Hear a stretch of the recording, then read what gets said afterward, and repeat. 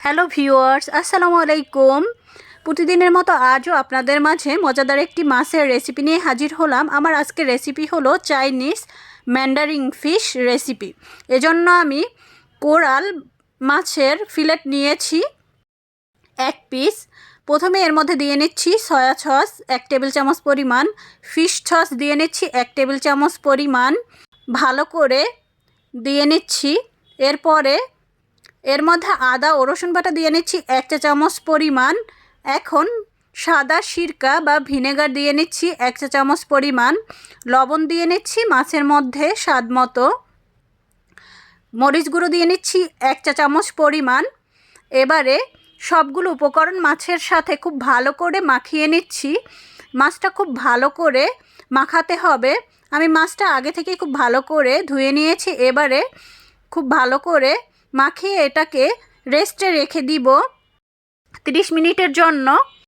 30 minute পরে আমি নিয়ে নিয়েছি কর্নফ্লাওয়ার 2 টেবিল চামচ পরিমাণ একটি বাটিতে, এবং এর সাথে দিয়ে নিচ্ছি লবণ স্বাদ মতো। চিলি ফ্লেক্স দিয়ে নিচ্ছি 1/2 চা চামচ পরিমাণ। এখন মরিচ গুঁড়ো দিয়ে নিচ্ছি 1 চা চামচ পরিমাণ। এবারে ভালো করে মিশিয়ে নিচ্ছি সবগুলো উপকরণ কর্নফ্লাওয়ারের সাথে। এবারে সামান্য পানি দিয়ে কর্নফ্লাওয়ারটা আমি গুলিয়ে নিচ্ছি। একদম মসৃণ একটি মিশ্রণ তৈরি করে নিচ্ছি। এবারে 30 মিনিট পরে আমি ঢাকনাটা তুলে ব্যাটারের মধ্যে মাছটি দিয়ে কোটিং করে নিচ্ছি। খুব ভালো করে কোটিং করে নিতে হবে। এই তো খুব ভালো করে হাতের সাহায্যে আমি কোট করে নিচ্ছি। কোট করে নেওয়ার পরে একটি তেল নিয়েছি কড়াইতে 3 টেবিল চামচ পরিমাণ। এবারে তেলটা গরম হলে এর মধ্যে ভাজার জন্য মাছটা দিয়ে নিচ্ছি। মাঝারি আঁচে মাছটা ভেজে নিব গোল্ডেন কালার হওয়ার আগ পর্যন্ত। খুব সাবধানে এটি আলতো হাতে উল্টে পাল্টে দিতে হবে। এই তো মাছটা ভাজা হয়ে গিয়েছে। এবারে তেল থেকে অন্য একটি পাত্রে তুলে নিচ্ছি। এখন একই তেলের মধ্যে আমি আদা কুচি দিয়ে নিচ্ছি 1 টেবিল চামচ পরিমাণ। আদা কুচিটা 1 মিনিট ভেজে রসুন কুচি দিয়ে নিচ্ছি 1 টেবিল চামচ পরিমাণ। এটাও তেলের মধ্যে 1 মিনিটের মতো কম আঁচে ভেজে নিচ্ছি। এবারে এর মধ্যে দিয়ে নিচ্ছি পেঁয়াজ ফালি 8 পিস, ও এর মধ্যে দিয়ে নিচ্ছি গাজর কুচি 100 গ্রাম পরিমাণ। গাজর কুচিটা দিয়ে 1 মিনিটের মতো নেড়ে চেড়ে নিচ্ছি। এবারে এর মধ্যে মটরশুঁটি দিয়ে নিচ্ছি 100 গ্রাম পরিমাণ।